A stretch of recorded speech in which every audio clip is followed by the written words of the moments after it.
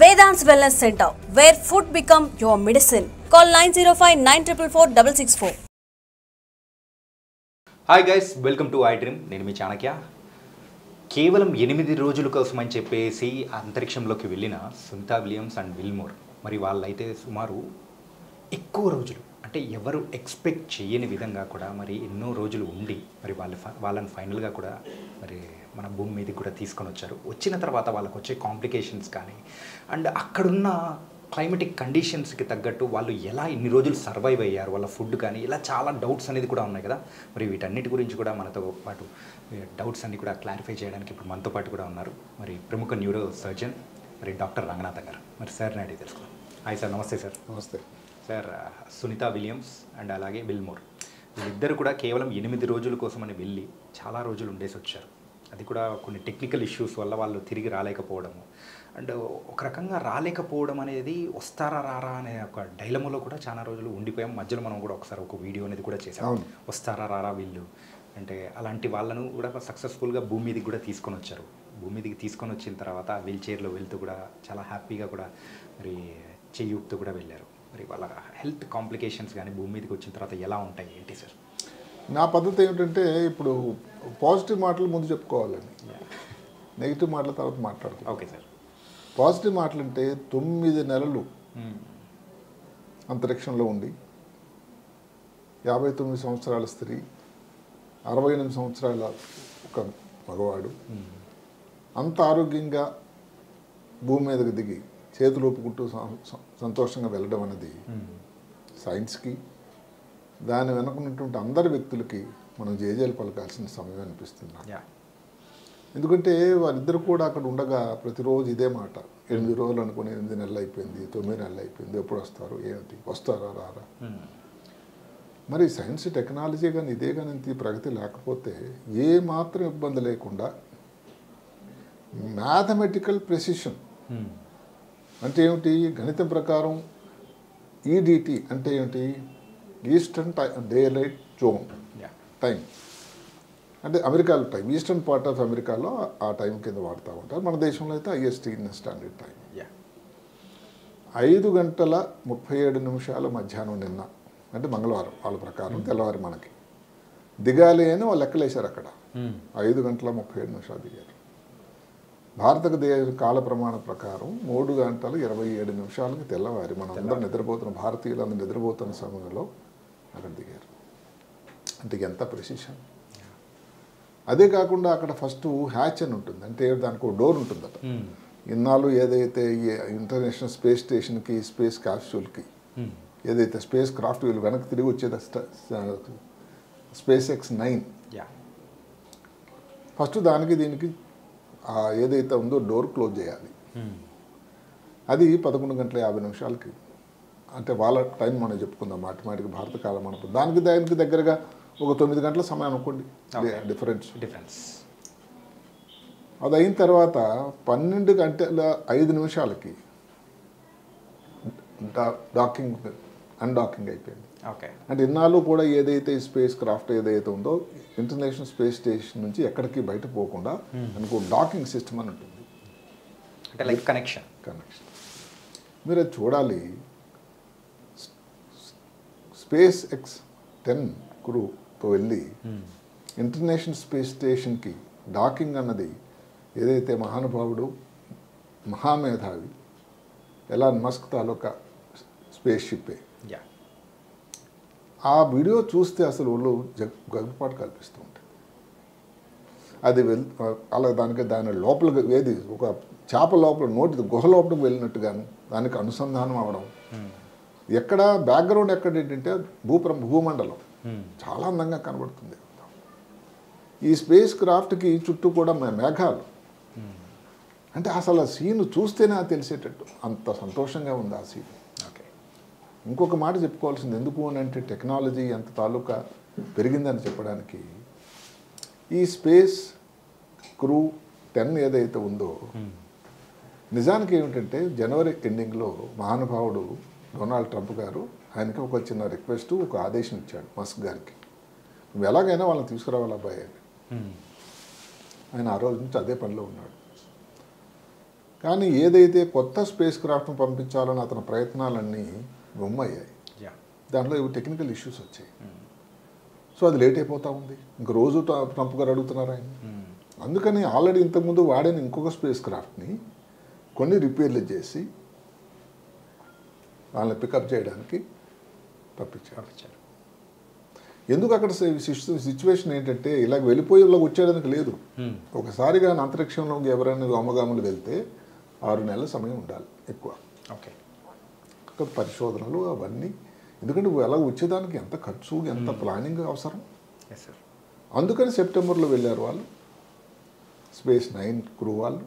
September నుంచి 6 మాసాల పని అయిపోగా వాళ్ళు ఉండేటువంటి ఇద్దరు ఎవరైతే హేగ్ అని గురుగోబావని సునీత విలియమ్స్ నలుగురు వచ్చారు. ఇంకా సిస్టమ్ ముందు నుంచి అక్కడ ఉండేటువంటి ఒక వ్యోమగామి రష్యన్, మిగతా ముగ్గురు అమెరికన్ నాసా నుంచి వెళ్ళారు. ఎంత కోఆర్డినేషన్ అండి. 1 మ్యాన్ ఆప్షన్ లేదు, కొట్లాట లేదు. మళ్ళీ దిగినప్పుడు కూడా నిన్న మీరు అబ్జర్వ్ చేస్తే ఫ్లోరిడాలో ఎవరైతే అందరికంటే యంగ్స్టరు ఫస్ట్ టైం ఎవరైతే వెళ్ళాడో అతని పేరు గురుగావ్. ఆయన మొదటిసారి వెళ్ళాడు అంతరిక్షానికి. ఆయనకు ముందు ఇచ్చారు మీరు బయటకు వెళ్ళండి ఎస్కేప్ అవ్వడానికి, ఏది స్పేస్ క్యాప్సూల్ నుంచి బయటకు రావడానికి. తర్వాత వచ్చింది నిక్ హేగ్, తర్వాత విలియమ్స్, లాస్ట్లో విల్మోర్. అక్కడ కూడా వీళ్ళు సీనియర్లు ఏదో తోసుకొని వెళ్ళిపోవడం లేదు చూసారా. ఆ సిస్టమేటిక్ పద్ధతి అందరికీ నచ్చింది. సరే స్పేస్ ఎక్స్ ఏదైతే అధినేత మస్క్గా వారికి స్వాగతం పలికాడు, వెల్కమ్ హోమ్ అని కాలిఫోర్నియా నుంచి వాళ్ళ రేడియో స్టేషన్ నుంచి. ఇవన్నీ విషయాలు చూస్తూ ఉంటే ఎంత ప్రెసిషన్ అంటే ఇంకొక 2 మాటలు మనం అన్లాకింగ్ నుంచి ఏదైతే అన్డాకింగ్ అయిపోయింది. అక్కడ నుంచి 16 గంటల సేపు ప్రయాణం స్పేస్ క్యాప్సూల్. తర్వాత 7.5 నిమిషాలకి 7.5 నిమిషాలంటే 7.5 నిమిషాలే ఈ థ్రస్టర్స్ ఓపెనింగ్ ఫైరింగ్ అని అంటారు. అదైనా ఇంకొక 27 నిమిషాలకి ఫ్రీ ఫాల్. అంటే ఫ్రీ ఫాల్ అంటే ఆ టైంకి దగ్గర ఆల్మోస్ట్ మన ఈ అట్మాస్ఫియర్లోనికి వచ్చేస్తుంది అన్నమాట క్యాప్సూల్.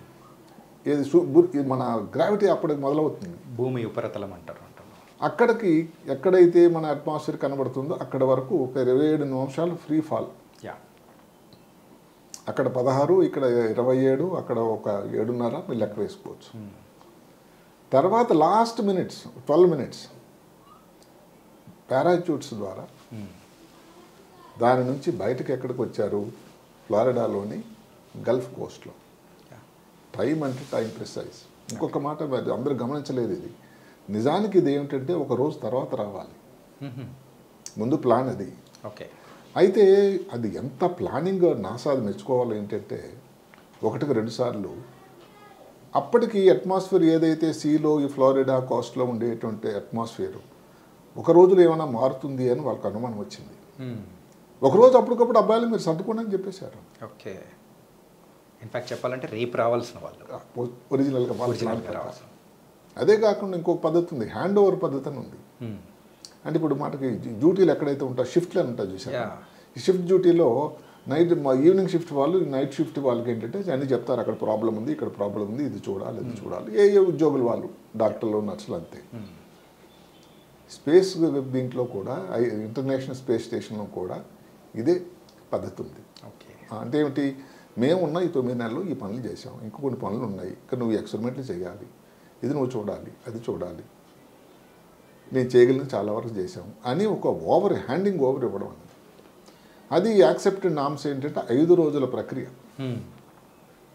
అది ఒక్కరోజు కట్ చేసేసారు, కేవలం 4 రోజులు మాత్రమే చేశారు.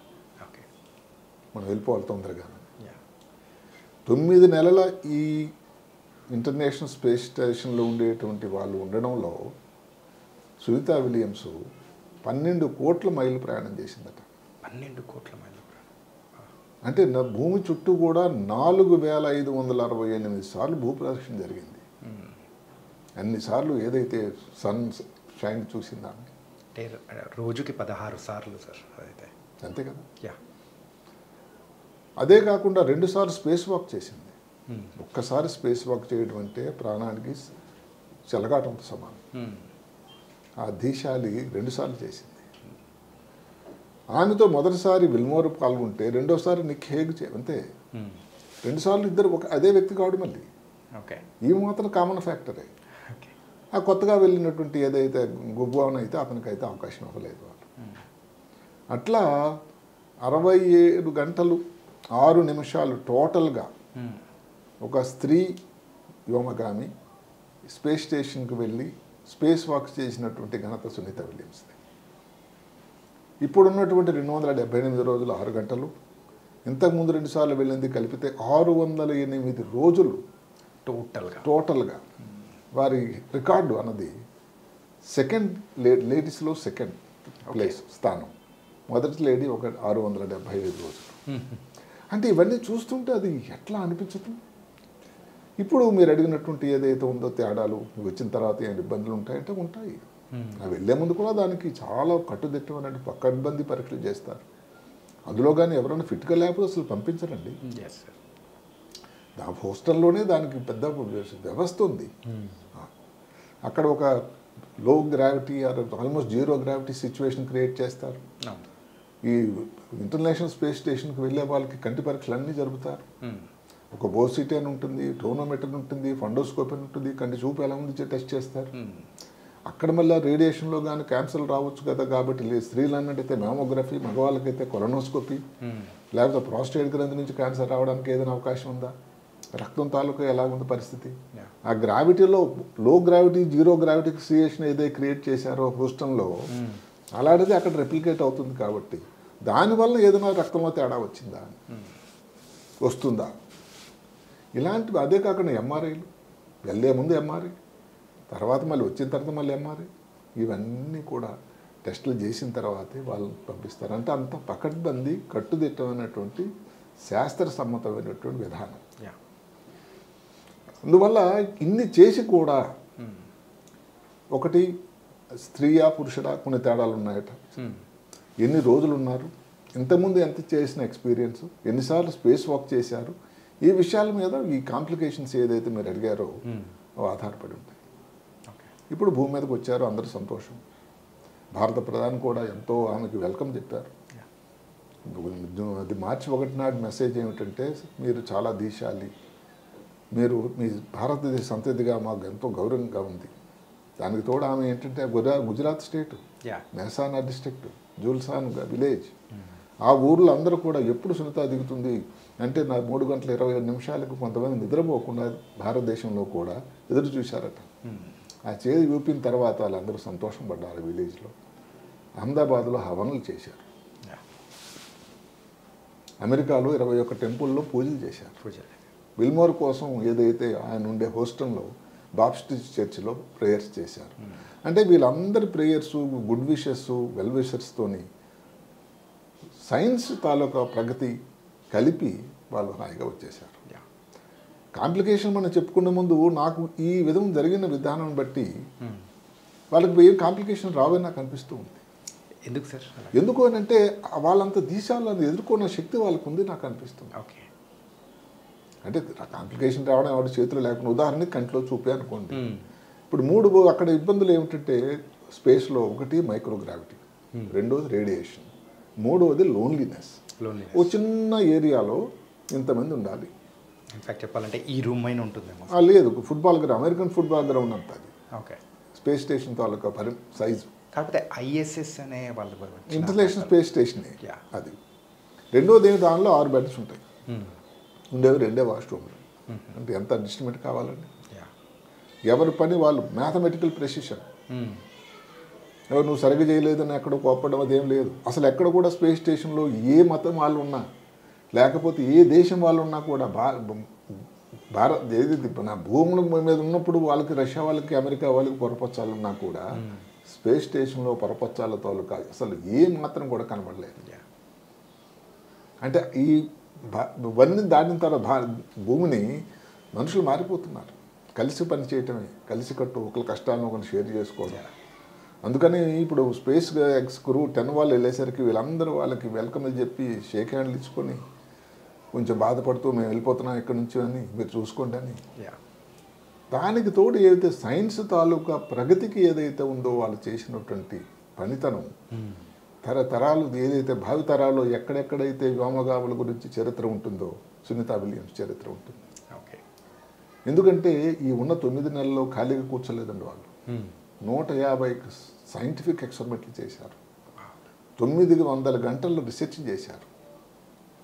అంటే అక్కడ ఏదైనా క్యాన్సర్ వచ్చే అవకాశం ఉందా, లేకపోతే అక్కడ ఏమైనా చెట్లు పెరుగుతాయా, ఉంటే ఎలా పెరుగుతాయి, కొన్ని ఆటో ఇమ్యూన్ డిజార్డర్స్ అంటే ఈ శరీరానికి ఏది ఇమ్యూనో సిస్టమ్ తేడాలో రావడం వల్ల ఏదైనా జబ్బులో అవకాశం ఉందా, అక్కడ కానీ దాని ఉపరితలం మీద నుంచి కొన్ని శాంపుల్ తీశారు. ఓకే. అక్కడ కానీ ఇన్ఫెక్షన్ ఏమైనా క్రిములు ఏమైనా ఉన్నాయా, ఎందుకంటే ఐఎస్ఎస్ అన్నది టోటల్లీ స్టెరైల్ ఏరియా, అసలు ఎక్కడ ఇన్ఫెక్షన్ రాదు. ఓకే. ప్రాబ్లం వల్ల అదే అక్కడ అంత గొప్ప పక్కా ఏరియాలో ఉండి అంటే ఇమ్యూనో సిస్టమ్ టోటల్ ఇన్ఫెక్షన్కి రావడానికి ఆస్కారం లేని చోటది. మరి భూమి మీదకి వచ్చిన తర్వాత అలా ఉండదు కదండి, ఇక్కడ మాత్రం డిఫరెంట్. అందువల్ల సడన్గా 9 నెలల తర్వాత ఇమ్యూనో వ్యవస్థ అన్నది ఎలా బిహేవ్ చేస్తుంది అన్నది చూడాలి. ఓకే. కంటి కోసం వచ్చినట్టు కంటిలో చూపు తగ్గడం, అదే కానీ కంటి గుడ్డు తాలూకా సైజు తగ్గిపోవడం, కంటి గుడ్డు వెనక ఉండే భాగం ఫ్లాట్ అయిపోవడం, ఇవన్నీ ఎందుకంటే గ్రావిటీ తక్కువ ఉండడం వల్ల కాళ్ళలోన తొడల్లోన ఉండేటువంటి రక్తం అంతా బ్రెయిన్ లోపలికి కంటి లోపలికి వెళ్ళిపోతుంది. ఓకే. అసలు నిలబడడానికి లేనే లేదు కదండి, వాళ్ళు గ్రావిటీ లేదు, కంప్లీట్గా తేలాడమే. దానివల్ల కాళ్ళకి పని లేదు, కండరాలకి పని లేదు, అందువల్ల కండరాలు వీక్ అయిపోతాయి. అసలు ఒక దాని నిష్పత్తి ఏమిటంటే 20%లో ఒక నెల కానీ ది స్పేస్లో ఉంటే 20% కండరాల తాలూకా సైజు తగ్గిపోతుందట. 20%? అలాంటిది మరి 9 నెలలు ఏమవుతుందో ఆలోచించండి. బోన్ డెన్సిటీ అంటాం, బోన్ తాలూకు ఉండేటువంటి కాల్షియము దాని తాలూకా స్ట్రెంగ్త్ సాంద్రత ఒక రోజులో ఒక నెలలో 1% తగ్గుతుంది.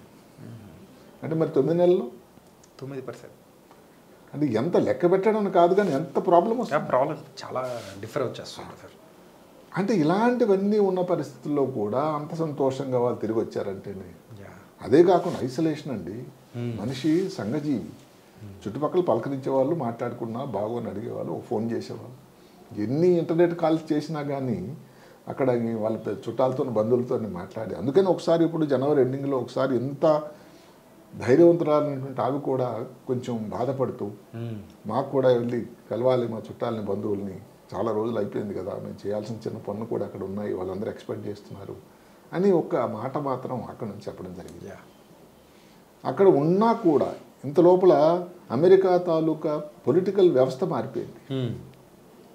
వీళ్ళు ఒక మాట ఏదో అన్నా కూడా ఏ పొలిటికల్ పార్టీకి సైడ్ చేయకుండా ఎంతో సంయమనంతో నిజంగా ఒక క్లాసికల్ అమెరికన్ లాగా ఒక వ్యోమగామ ఒక స్టేబుల్ పర్సన్ లాగా బిహేవ్ చేశారు ఇద్దరు. అది కూడా మెచ్చుకోవాలి. ఇప్పుడు రేడియేషన్ కోసం వచ్చినట్టయితే రేడియేషన్ కాంప్లికేషన్ అయితే ప్రాబ్లం ఉంటుంది. రేడియేషన్ వల్ల ఏమిటో ఉంటుంది, ఆక్సిడేటివ్ స్ట్రెస్ అని ఒకటి ఉంటుంది. దానివల్ల ఏమవుతుంది, ఈ ఎర్ర రక్త కణాలు తయారయ్యేటువంటి వ్యవస్థలోనే కుదిరిపడుతుంది. ఓకే. దానివల్ల ఎర్ర రక్త కణాలు తాలూకా సైజు షేపు మారిపోతుంది, అవి డిస్ట్రాయ్ అయిపోతాయి తొందరగా. ఓకే. మామూలుగా అయితే సెకండ్కి 2 మిలియన్లు తెలియకుండానే అసలు ఒక పెద్ద ప్రకృతి సృష్టిగా అమర్చింది. రక్త కణాలు డ్యామేజ్ అయిపోతూ ఉంటాయి, కొత్తగా తయారవుతుంటాయి. మరి 2 మిలియన్లకి బదులుగా 3 మిలియన్ డ్యామేజ్ అయితే ఇంకా పెద్ద ప్రమాదమే. అదే జరుగుతుంది స్పేస్లో ఉంటే. ఆ స్పేస్లో ఉండడం వల్ల వచ్చేదాన్ని స్పేస్ ఎనిమియా అంటారు. అంటే రక్తం తాలూకా పర్సంటేజ్ తగ్గిపోవడానికి ఆస్కారం ఉంది. ఈ తెల్ల రక్త కణాలు అనేది కూడా పెరిగే అవకాశాలు కూడా ఉంటాయి. దానివల్ల ఇన్ఫెక్షన్ అన్నది ఇన్ఫెక్షన్ వల్ల ఉండేటట్టు అయితే ఇన్ఫెక్షన్ కానీ అక్కడ ఏదైనా కారణం, ఇప్పుడు అంత మన స్టెరైల్ ఏరియా అన్నాం, అక్కడ ఏదైనా ఒక మైక్రోబ్ చేస్తే చిన్న బ్యాక్టీరియా చేరిపోతే, అందుకే కదా పరీక్షలు దానికో సునీతా విలియమ్స్ వీళ్ళిద్దరూ చేసే పరీక్షల్లో అక్కడ కానీ ఎక్కడైనా మైక్రోబ్స్ ఉన్నాయా, అదే కాకుండా బయటకు వెళ్ళేటప్పుడు చుట్టుపక్కల ఉండేటువంటి ప్యాచ్లకి దానికి ఏవో ప్యాచ్ వర్క్ చేశారు. అన్నిటికంటే ముఖ్యం ఏంటంటే ఈ ఆస్ట్రోనాట్స్ అందరూ అక్కడ ఉండగా వాళ్ళకి పగలు తేడా తెలియటం లేదు, పగలు రాత్రి తెలియటం లేదు. మన ఇందాక మీరు చెప్పినట్టు 16 సార్లు సూర్యోదయము దాంతో జరుగుతుంది. అందుకని ఒక లైటింగ్ సిస్టమ్ లాగా అమర్చి ఈ ఇబ్బంది రాకుండా, అంటే మన కిందకి మళ్ళీ భూమి మీదకి వచ్చిన తర్వాత ఇబ్బంది రాకుండా తక్కువ చేయడానికి లైటింగ్ సిస్టమ్ ఒకటి అమర్చి ప్రయత్నం చేశారు. ఈ రేడియో ఫ్రీక్వెన్సీ యాంటీనా ఉంటాయి, ఏవైతే రిపేర్ చేయాల్సి వచ్చిందో అవి తీసేశారు. ఇలాంటి ఎన్నో చేసి ఆ హ్యాండ్ ఓవర్ ఇచ్చారు. ఇంతవరకు మేము చేసాము, తర్వాత మీరు చేయగలని మీరు చేయండి. ఎందుకంటే వీళ్ళు మళ్ళీ వెళ్తారా లేదా అనేది మనం చూడాలి, మనం కోరుకుందాము, ఇంకా మళ్ళీ వెళ్ళాలి వాళ్ళని. నేను వెళ్ళినా ఆశ్చర్యపోను. ఎందుకంటే వాళ్ళ పద్ధతి అది. కానీ 59 years సార్. ఆమె ఇంకోసారి 80 years వెళ్ళింది. ఫుల్టన్ అని ఒక ఆమె, ఫంక్ అని ఒక ఆమె 80 years అప్పుడు లేడీ వెళ్ళింది. ఓకే. ఇప్పుడు లేదండి, అంతరిక్షానికి అద్దులు లేవు, ఎల్లలు లేవు. ఆ ధైర్యం అంతే, మొండి ధైర్యం కూడా అనడం. ఏమవుతుంది, సైన్స్ ప్రకారం నేను సైన్స్ నమ్ముకున్నాను, శాస్త్రం బాగా మెరుగైంది, సిస్టమాటిక్స్ ఎక్కువైనాయి, వెళ్ళి వచ్చేస్తాం అనుకోండి. 80 సంవత్సరాలు అప్పుడు ఒక స్త్రీ ప్రయాణం ఎక్కది, ఊరు దాటి పక్క ఊరు వెళ్ళడానికే కష్టమే, చాలా కష్టం. అలాంటప్పుడు అంతరిక్షానికి వెళ్ళడానికి ఎంత ధైర్యం ఉండాలండి. మీరు ఇందాక చెప్పినట్టు వాళ్ళకు ముందు ప్రిపరేషన్స్ కానీ ఎంత ప్రిపరేషన్ కానీ వాళ్ళ ఇప్పుడు ఎవరో ఆరోగ్యం శుక్లా గారని ఒక భారతీయుడికి దగ్గరలో వెళ్ళడానికి ప్రయత్నం జరుగుతూ ఉంది. ఓకే. మరి ఇది ఎంత ప్రయత్నం, అక్కడికి ఏదో ట్రైనింగ్ కోసం వెళ్ళాలని అందరూ సెలక్షన్ చేయరండి, పర్సంటేజ్ చాలా తక్కువ, రేషియో. ఏ స్టేజ్లో ఉన్నా కాడ అన్ఫిట్ అవ్వచ్చు.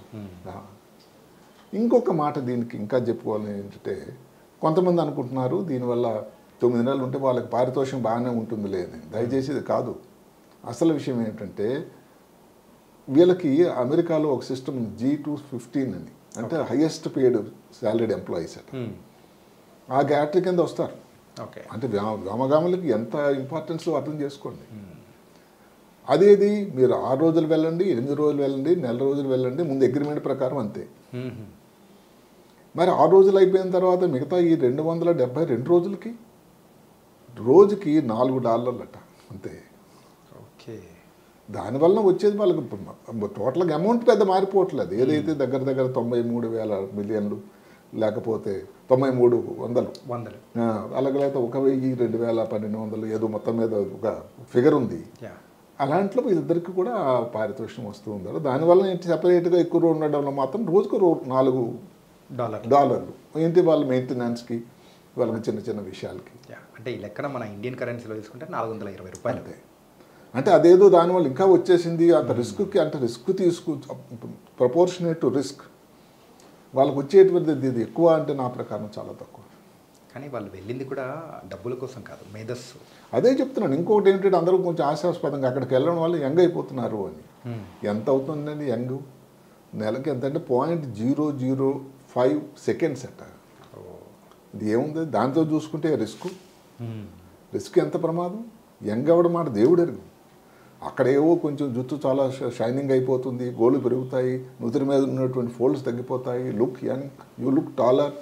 మరి దానివల్ల వచ్చినటువంటి జన్యుపరంగా వచ్చేటువంటి వ్యాధులు, ఏదైతే పొడుగు ఇవన్నీ పెరగడానికి టేలోమేర్ ఉంటుంది, దానిలో వచ్చిన మార్పులు, శరీరంలో ఉండేటువంటి మైటోకాండ్రియా మైక్రో గ్రావిటీకి ఛిద్రమైపోయి రక్తంలో తేలియాడుతూ ఉండి వచ్చేటువంటి జన్యుపరమైనటువంటి ప్రమాదాలు, క్యాన్సర్లు, ఈ రేడియేషన్ వల్ల వచ్చేటువంటి స్కిన్ క్యాన్సర్లు కానీ, ఇంకేదైనా శరీరంలో క్యాన్సర్ కానీ, 59 సంవత్సరాలప్పుడు మామూలుగానే జనరల్గా మెనోపాస్ వస్తుంది, వాళ్ళలో ఈ గుండెకు సంబంధించిన వ్యాధులు తొందరగా వచ్చి మార్టాలిటీ అంటే మరణం పర్సంటేజ్ చాలా తగ్గిరైపోతుందట. ఇవన్నీ తెలిసి కూడా ఒక 80 సంవత్సరాల స్త్రీయో లేకపోతే 59 సంవత్సరాల స్త్రీయో 90 రోజులు ఒకేసారి ఉండడం, 608 రోజులు టోటల్గా వెళ్ళడం, అది వాళ్ళ గొప్పతనం కాకపోతే ఇంకేం చెప్పాలి. యూజువల్గా మనం ఇంతకుముందు చూసాం, మన భారత సంతతికి చెందిన ఒక ఆస్ట్రోనట్ కల్పనా చావ్లా గారు, ఆవిడ కూడా మరి అంతరిక్షం నుంచి రిటర్న్ వచ్చేటప్పుడు సో ప్రమాదవశాత్తు అది క్రాష్ ద్వారా చనిపోయారు. నిన్న సునీత విలియమ్స్ గారు కూడా వచ్చేటప్పుడు ఇన్ఫ్యాక్ట్ కొన్ని ఆ సంఘటనలు కూడా గుర్తు తెచ్చుకున్నారు, చాలా క్షేమంగా రావాలని చెప్పేసి కోరుకున్న సందర్భంలో ఒక మాట కూడా నాసా అని ఒక మాట. ఆ సంస్థకి మనం అందరం కూడా టఫ్గా ఉన్నా కూడా వాళ్ళని మనం ఎందుకంటే జైజాలు పలకాలంటే బోయింగ్ స్టార్ లైనర్తో ఇబ్బంది వచ్చింది. విల్మోర్ వెళ్ళినప్పుడు అందులో లీక్ అయింది, ఆ థ్రస్టర్స్ పనిచేయలేదు. లక్కీగా వీళ్ళిద్దరు సీనియర్ వామగాములు కాబట్టి దాన్ని రిపేర్ చేసేసి మొత్తం మీద ISS చేరుకున్నారు. ఇష్యూ ఏమిటి, ఇప్పుడు అక్కడ నుంచి రావాలి. బోయింగ్ వాళ్ళ మధ్య, నాసా వాళ్ళ మధ్య ఎన్నో మీటింగులు జరిగాయి. సరే కదా, మహానుభావుడు ఎలాంటి మస్క్ను కూడా ఇంక్లూడ్ చేస్తే, ఎందుకంటే దాంట్లో వచ్చిన పాయింట్ కూడా ఉంది. ఇప్పుడు ఏదైతే ఇంటర్నేషనల్ స్పేస్ స్టేషన్ ఏదైతే ఉందో 2030 కల్లా దాన్ని పడగొట్టేస్తారు, దాని తాలూకా లైఫ్ అయిపోబోతుంది. ఓకే, ఇంకొక 5 సంవత్సరాలు తర్వాత ఆ స్టేషన్ మెయింటైన్ చేయబోదు ఎలాన్ మస్క్. సో ఆయన కూడా అందులో ఆ మీటింగ్లు పెట్టారు. ఈయన మరి అవకాశం దొరికింది కదా అని ఈ try to score A point. ఎవరు ఏ పని చేయాలంటే వాళ్ళే చేయాలి అంటే ఏంటి, బోయింగ్ వాళ్ళు చేసేది ఏంటంటే విమానాలు, స్పేస్ క్రాఫ్ట్లు, స్పేస్ మీరు ట్రావెల్ ఎలాగంటే ప్లాన్ చేస్తారని అంటే ఒక విమర్శలు చేశాడు ఆయన. ఓకే, దానికి తోడు స్టార్ లైనర్ వాళ్ళు ఏమన్నారంటే లేదు మా స్పేస్ షిప్ ప్రమాణం అయింది, దానిలో ప్రమాదం లేదు, మేము గ్యారెంటీ ఇవ్వగలం, ఇద్దరు మామూలు తీసుకురండి అని. కానీ నాసా వాళ్ళకి మీరు అన్నట్టు ఆ దృష్టిలో కల్పన చావ్లా కనబడింది. అంటే ఎట్టి పరిస్థితుల్లో కూడా ఏం రిస్క్ తీసుకోవడం మాకు ఇష్టం లేదు. అదే కమ్యూనికేట్ చేశారు విల్మోర్కి, సునీత విలియమ్స్కి. వాళ్ళ తాలూకా కన్సర్న్ తీసుకొని వాళ్ళు కూడా ఎగిరైన తర్వాత 9 నెలలు అయినా కూడా వాళ్ళకి కొంచెం ధైర్యం నశించిందని చెప్పకపోయినా కొంత విసిగిపోయారు. ఇంకా మనం చూడాలి పిల్లల్ని కింద. కానీ సార్ సైకలాజికల్గా కూడా మెయిన్గా ఎంత ధైర్యం ఉండాలి చూడ. పోనీ అలాగని సోమరతనంగా కూర్చొని ఎప్పుడు పిలుస్తారో చూద్దాంలే అనుకుని నిద్రపోయారా? లేదే, 900 గంటలు రీసెర్చ్ చేశారు, 150 ప్రయోగాలు చేశారు. 2 సార్లు స్పేస్ వాక్ చేసింది ఆ మహాతల్లి. అసలు ఏం చెప్పాలి వాళ్ళతో గొప్పతనం. అందుకనే స్పేస్ చరిత్ర ఉన్నంత వరకు ముఖ్యంగా సునీత విలియమ్స్ భారత సంతతి స్త్రీ అని కాదండి, సువర్ణ అక్షరాలతో రాసిపోయింది. ఓకే, సింపుల్గా ఒక లాస్ట్ వర్డ్ సార్, అరే సునీత విలియమ్స్ గారి గురించి ఏం చెప్తారు? చాలా ధీశాలి స్త్రీ అయినా కూడా స్త్రీకి మగవాళ్ళకి పెద్ద తేడా లేదని ఇంకోసారి రుజువు చేసింది. ధైర్యం ఉంటే ఏదన్నా చేయొచ్చు అనేటువంటి ఒకది మళ్ళీ ప్రూవ్ చేసింది. భారత సంతతి స్త్రీగా మనం అందరూ సంతోషపడవలసిన ఇంకొక గొప్ప క్షణాన్ని తీసుకొచ్చింది. యూజువల్గా వెళ్ళడానికి రావడానికి ఎంత టైం పట్టింది? అంటే 2 ఒకటేనా? కాదు, అదే కదా. ఇప్పుడు నిన్న కాదు, ఈ స్పేస్ ఎక్స్ 10 వెళ్ళినప్పుడు ఆదివారం నాడు వెళ్ళారు. 8 గంటల ప్రయాణం తర్వాత తెలిసిన 29 గంటలు. 29 గంటలు అంటే హూస్టన్ నుంచి వాళ్ళు వెళ్ళిన తర్వాత అక్కడికి చేరుకోవడానికి 29 గంటలు పట్టింది. మొన్న బయలుదేరినటువంటి ఈ వ్యోమగాములు ఏదైతే ఉన్నారు, Sunita Williams, Wilmore, Nick Hague, వీళ్ళందరూ 17 గంటల్లో వచ్చేసారు. అదేలా సార్ ఆ డిస్టెంట్ అన్నది ఎందుకంటే ఒక స్టేజ్ తర్వాత అది భూమి ఆకర్షణ లాగుతూ ఉంటుంది కదా. ఓకే, వెళ్తున్నప్పుడు మెట్లు ఎక్కడం కష్టం, మెట్లు దిగడం ఈజీ, పడిపోవడం.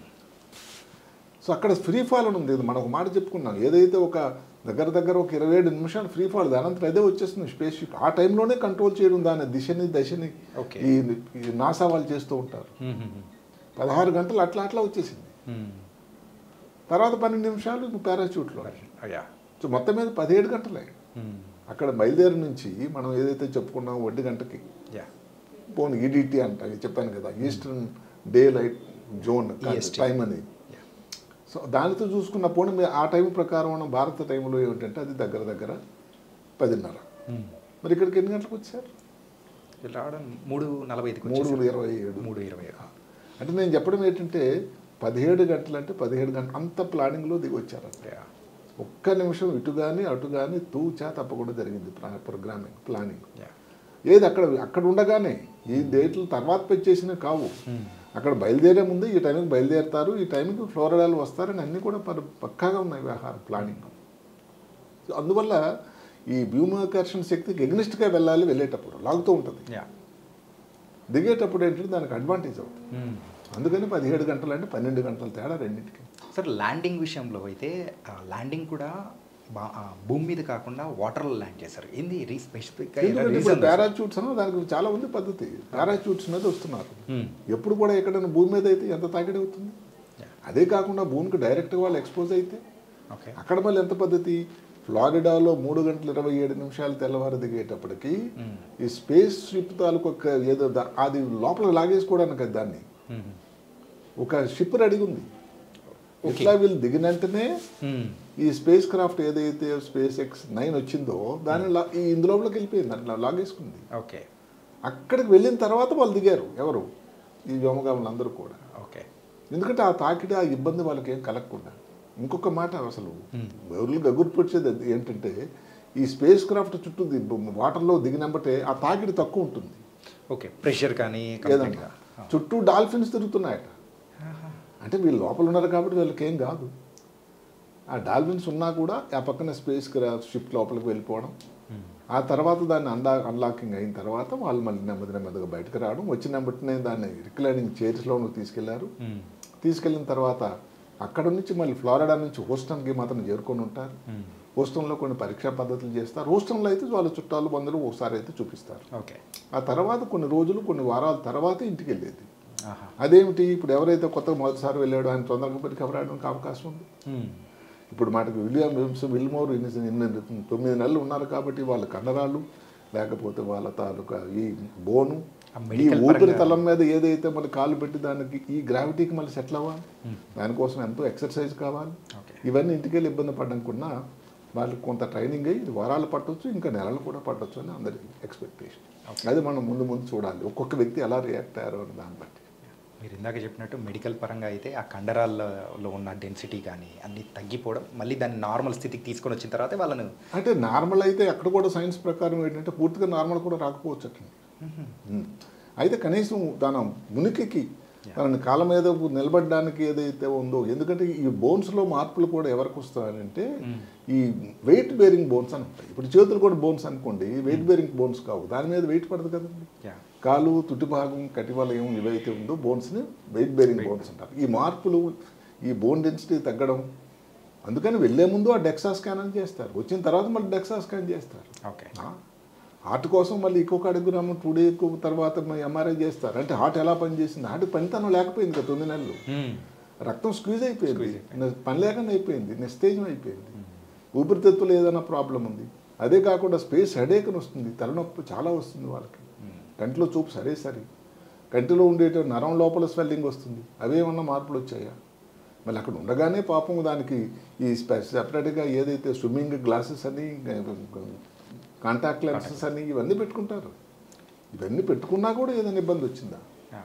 ఎందుకంటే అక్కడ వయసుతో కూడా ఒక ప్రభావం కూడా కదండి. అవును సార్. అదే కాకుండా స్త్రీగా అయినా చెప్పుకున్నాం ఏదైతే రేడియేషన్తో వాళ్ళకి ఎఫెక్ట్ ఈ ఓవరీస్లో ఉండేటువంటి ప్రైమోర్డియల్ ఫాలికల్స్ అని ఉంటాయి, దాని మీద తేడా వస్తుంది. ఎవరైనా మంత్లీ పీరియడ్స్లో ఉన్న వాళ్ళు ఆ టైంలో కానీ వెళ్ళేటట్టయితే వాళ్ళకి తొందరగా మెనోపాస్ వస్తుంది. ఓకే, మెనోపాస్ తొందరగా రావడం వల్ల గుండె ఏదైతే ఉందో ఇబ్బందులు రావడానికి ఎక్కువ ఆస్కారం.